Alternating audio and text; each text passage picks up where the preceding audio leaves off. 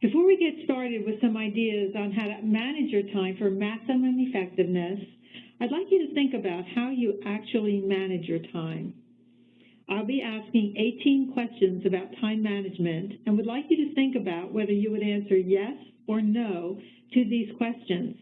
How you answer will give you an idea of how wisely you manage your time. First, do you write daily to-do lists?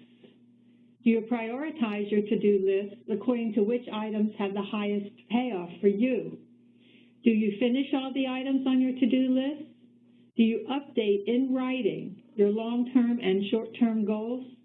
Is your work area clean and organized?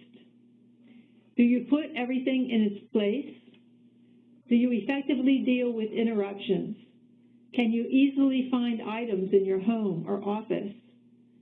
Do you allow yourself quiet time during which you can work undisturbed every day? Do you deal effectively with long-winded callers? Do you focus on preventing problems before they arise rather than solving them after they happen? Do you make the best use of your time? Do you meet deadlines with time to spare? Are you on time to work, meetings, and events? When you are interrupted, can you return to your work without losing momentum? Do you do your most important work during your peak energy hours? Do you begin and finish projects on time? Do you handle each piece of paperwork only once? If you answered no to many of these questions, then as you probably guessed, you could manage your time more wisely. And I think we all can. So let's talk about some ways to rethink our approach to time management. Here are some quotes that are pretty familiar to me. How many times has someone said to you, "Do you have a minute?" I hear that a lot. And how many times have you said to yourself, "I just don't have time, I'm too busy, how am I ever going to find time to do this, and I wish there were more days in the week or hours in the day." We know that there are many benefits of being aware of and managing time. Let's talk about a couple of those. When you are pressed for time, your stress level goes up, which can cause you to waste even more time and can even cause you to get sick. We often feel out of control when our work piles up and we're not sure where to start. Knowing how to manage your time makes you feel more in control, and that leads to greater productivity. It's so important to realize that time is a non-renewable, non-recyclable resource. What's also important is that while it often seems that others take up our time, we choose how we spend our time. If we feel that we don't have the time, it's because we don't use it to our advantage. We don't make it available for what we need it for. We have to learn to use it wisely or lose it. It's fun to note how we use our time.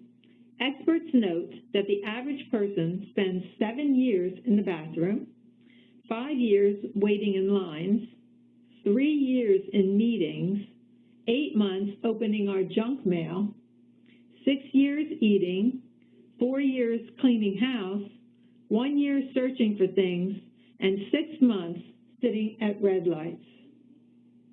So maybe many of these we don't necessarily have control over, but some of them we actually do.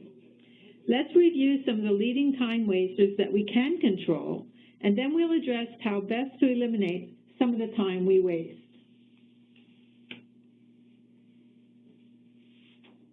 So first we'll talk about some leading time wasters.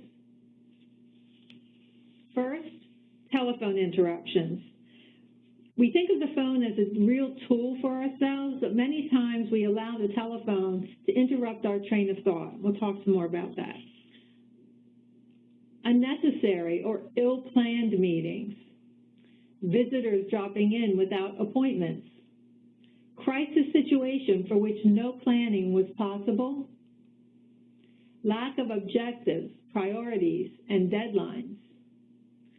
Clutter and personal disorganization. involvement with routine and detail that should be delegated to others. Attempting too much at once and underestimating the time to do it. Failure to set up clear lines of responsibility and authority. Inadequate, inaccurate, or delayed information from others. Indecision or procrastination, we've heard those words before. And lack or unclear communication structure. So these are some of the leading time wasters. I have a couple more here. Email, how we use email can certainly determine how we use our time and whether we use it effectively. The inability to say no, letting other people impose on our time. Lack of standards and progress reports to keep track of developments. And finally, fatigue. This poor woman is exhausted, so we need to ask ourselves, how much sleep do we actually get? And most of the research suggests that our brain functions more adequately if we get between 7 and 8 hours of sleep. The kind of stress that wasting time can cause also creates the situation where someone may need to fall asleep at work. Hopefully that doesn't happen to you. So now that we've reviewed some of the ways in which we waste time and the way that that can have in our lives, let's go over some tips for handling the major time wasters. The time wasters that we're going to be talking about from our list are telephone interruptions, managing emails, drop-in visitors, ineffective meetings, socializing, unexpected crises, indecision, procrastination, and poor organization. These are the ones that we find most in our classrooms that people talk about as things that they'd like to improve upon. So let's go over a couple of these. Well, let's go over all of them. Telephone interruptions. Let's talk about that, the telephone, at work and in our personal lives. Looking at our cell phones constantly and feeling that we have to answer every call is a huge time waster. While it's certainly important to maintain our business and personal relationships through cell phones, it's also important to gauge how much time you are spending diverting your attention from work-related matters to personal matters while at work. At work, use the phone as a tool. Try not to socialize too much. At the start of a call, let the person you are calling know what the call is about. List out what your goals are for the call. If you are not able to take a call because, for example, you are in the middle of a meeting or an important project, get a time when you can call back or give a good time to call you back. Don't let that interruption take over your time. And when it comes to leaving voicemail messages, be specific and direct concerning what you are calling about. State your name, your agency name, your telephone number, the time you are calling, and the brief purpose of your call. State your name and number again at the end of the call so the receiver doesn't have to go back and listen to the entire message to get that information. Also, slow down when leaving messages. Don't fast talk, or you've wasted your time because the receiver will not be able to clearly understand your message, and you'll probably have to call back at another time. Practice leaving good messages, and you will teach others to do the same. All right, let's talk about managing email. It's so easy to get distracted by emails. As soon as we see one pop up, I don't know about you, but I stop what I'm doing, and that email becomes a priority. First, ask others not to send you non-work-related emails, and don't send them to others. Answering these emails is like unnecessary socializing. Keep your emails simple and to the point, and let your subject line work for you. It should accurately describe the content of the email. Finally, create a filing system with personal folders to organize your emails. Your inbox should be cleared out at the end of the day by either handling the email or filing it in your personal email system. Another time waster is that drop-in visitor who asks, "Have you got a minute?" So many of us are reluctant to say no in these situations, but if you're going to take control of your time, you have to model the behaviors you want others to demonstrate. One thing that I have found helpful is to actually stand up when someone comes over to my workstation and ask, "How can I help you today?" Or, "What is it that I can do for you?" This sends a message that you are interested in engaging, but only for a moment. And don't be afraid to ask if it's okay to schedule the discussion for another time. If you are the drop-in visitor, respect others' time by asking permission to interrupt what the person is doing. Always ask, "Is this a good time?" And for you, as the recipient of that question, don't be afraid to say, "No, it's really not a good time." But asking if it's a good time gives the other person the opportunity to decide whether the interruption will disrupt their train of thought or stop progress toward a goal. Don't be offended if the person does ask you to come back at another time.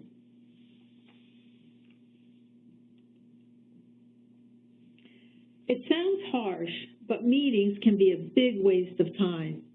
For every meeting you are invited to, you should ask yourself and the organizer of the meeting what your contribution will be if you are unsure. Do not be afraid to question the value of your attendance. And when organizing the meeting, also be sure that every person invited will add value. If you are the organizer of the meeting, please send an agenda and pertinent readings ahead of time. It's very distracting to have people shuffle through papers while other people are trying to attend to the leader's conversation. If people have the opportunity to review the materials ahead of time, they'll have the opportunity to formulate questions or concerns that will add value to the meeting. The leader of the meeting needs to control the flow of the meeting. Do not allow for sidebar conversations, and if the meeting goes off topic, acknowledge that and state that those topics will be best handled at another meeting. Be sure to start and stop on time. This is really important. Don't wait for latecomers. You're just wasting everybody's time.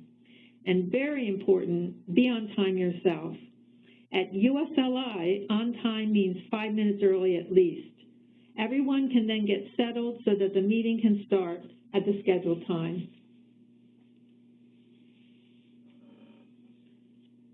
Social conversation at work is a critical part of building relationships, and if controlled, can contribute to a sense of teamwork.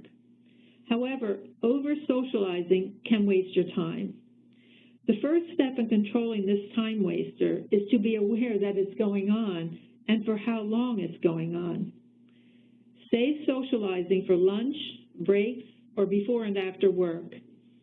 I have actually observed 2 people socializing in a break room at one point in the morning, only to return for a coffee refill to see them still there talking. I wonder how they ever get their work done. If you are wondering why you don't seem to get everything done, you may want to tabulate the minutes you spend talking about non-work related topics. I think you'll be very surprised, because I know I am. Let's talk about unexpected crises.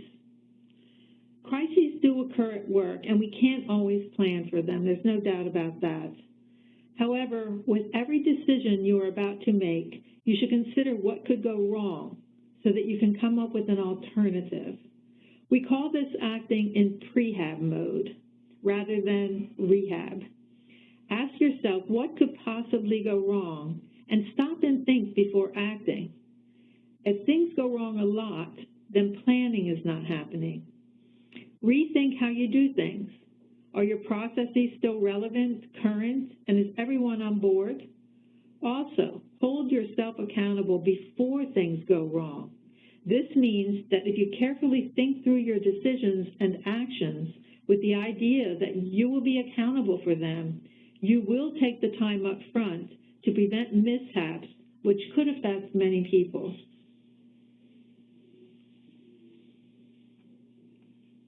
So we just talked about crises and some decision making, but making decisions can be hard, and we spend a lot of time weighing the options, seeing every side, and just not being able to decide. This can not only take time while you're thinking about the decision, but it can cause the stress that comes along with not managing time. 80% of decisions should be made as soon as they come up. What you need more than anything is good, accurate information. So spend your time researching for that information rather than putting it off. You can also set deadlines for decisions, which will give you time to weigh all the advantages before making a spur-of-the-moment decision. When decision making, remember to do the right thing. If it doesn't feel right, then it might not be the best decision. We have a buddy system here at USLI, which means that we can go to someone who may have a different perspective that can help us make decisions. Our buddies are helpful in all kinds of situations because they point out inaccuracies and possible flaws in our decision-making process. So getting help is really a great tool, and planning ahead of time for decisions is also going to help you save time in the end, because one of the things that can happen when you're trying to make a decision is procrastination. So there's uncertainty with every decision we make, but thinking too hard and too long about a decision is what can cause procrastination, a leading time waster. Perfectionism is a major cause of procrastination, so keep in mind that nothing worthwhile has ever been done perfectly the first time. To avoid procrastinating, visualize the completion of the project and set written tasks to get there with deadlines for each. So you envision the completion and you set written tasks all along the way with deadlines. Those tasks should be manageable and contribute to the project's final result. Also, if you tell others your end goal, you'll be accountable and more likely to finish the project rather than let it linger in limbo. We say, eat that frog. Do the things you don't like to do, such as eating a frog. Once you've done what you consider to be the hard, boring, or challenging tasks, you'll be more likely to feel less stress and be more productive.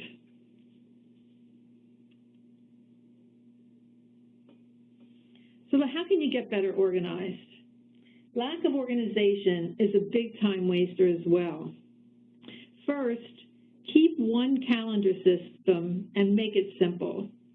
Looking from calendar to calendar can waste time and is completely inefficient. Also, you could block out 60 to 90 minutes of time, which will give you time to complete tasks and build in transition time. Don't hang around waiting for the next time slot to open up. Once you're done with the task, move on to the next one. Transition time is the time it takes to mentally put something away and prepare to work on something else. How much time that takes influences how well you manage your time. If you get up for a chat in the break room after you finish the task or part of a project, you may linger longer than necessary and fall off schedule. Multitask if necessary. If you get a call from a customer who needs a quote and you have to call a carrier, find other things to bring up with the carrier as well. Don't make 7 calls, for example, when you can make that one.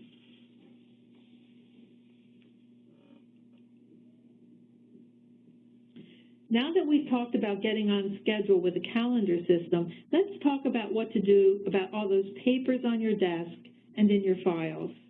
We will cover the drop, delay, delegate, and do system next. Just the other day, I walked by a member of my team's workstation and noticed that her desk was a mess. She had papers all over the place, Post-it notes taped all over her computer, and there seemed to be no order to anything. I'd been thinking that it took her longer to get me information than I thought was necessary, and when I looked at her desk again, I realized that she could never find what she was looking for and was wasting time looking for things I needed. So we talked a little bit about what was going on, and we just talked about how to use the drop, delay, delegate, and do system. So what this means is, first, drop what you don't need. Keep a wastebasket near your desk. If you don't need it, throw it away. Don't be a hoarder and keep things that you might need later. And I'm very guilty of this, so I'm getting better at dropping. If you have clear goals, you'll know what's needed to accomplish them and what's not needed. The second is delay when necessary. Use a tickler file for those items that should be delayed. Reading materials are a really good example. Just because someone sends you an interesting article doesn't mean you have to read it right away. Scan it, file it, and read it when needed. You can even tickler it or note a time to read it in your calendar system. We've talked about drop and delay. Now let's talk about delegating. Always ask yourself, is there someone else who can do the job? Don't resist delegation because you think it takes too long to explain what you need done. This is a self-fulfilling failure because we often hold on to things because we don't think others can do them as well as we can. Take the time to explain once, and you'll be surprised at how well others can help you get things done so you can maximize your time.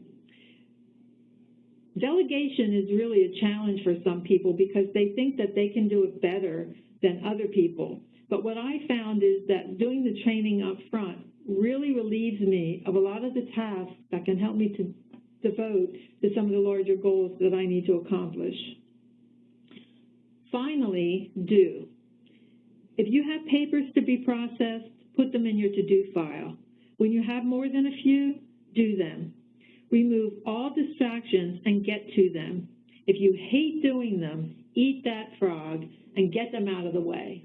You want that to-do list clear as much as possible by the end of your day. Think of your desk or your workspace as your kitchen or dining room table. If you leave lots of stuff around, it's hard to find that chopper or knife you need to prepare your meal. The same is true for our workspace. 30% of time is spent looking for misplaced items. 30%. Develop an obsession for closure. Put things away where they belong every time so that you know where to find them. 50 out of 52 executives would not promote an individual who had a messy desk, even if that person was producing good work. So clear your workspace regularly. Make it a habit. The team member I mentioned earlier now has a clear desk, clearly defined goals, and she is able to access and obtain information in a timely manner. Very, very important for her as well as for the rest of the team. Now that we've talked about how to manage some of the major time wasters, I want to talk about how goal setting can help you manage your time and then summarize some of the main points we've covered.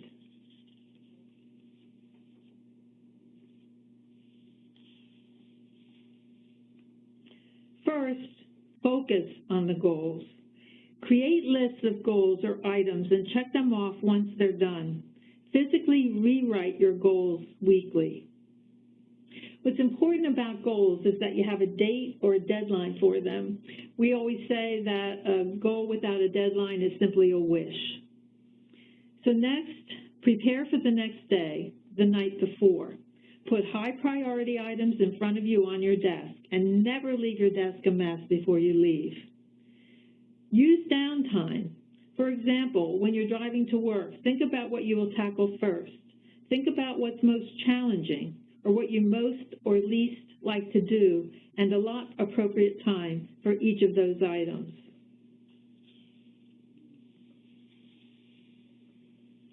As you focus on your goals of using your time wisely, identify patterns of your behavior. Determine when you lose focus, afternoon or morning. If it's the afternoon, do the most thought-intensive projects in the morning. Remember that you are choosing when to do what, and others may not have the same time frames as you have. So while I do my best work in the morning, someone on my team seems to be very energetic at the end of the day.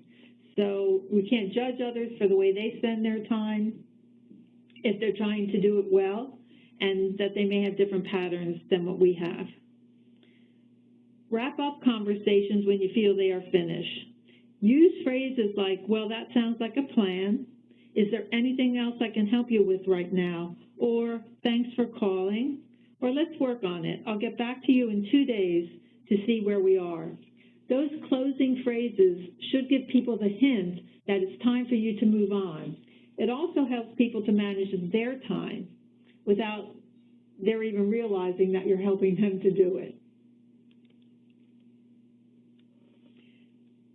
An important skill in managing time is concentration. When you find your mind drifting, tell yourself to focus. Just remind yourself. Avoid distractions. If you sit near a window, for example, close the blinds so that you can better focus. Create piles for things and purge when you don't need weekly and what you don't need weekly and monthly. And schedule a cleaning day to purge your folders, both paper and electronic. Finally, please learn to say no. You own your time, not others.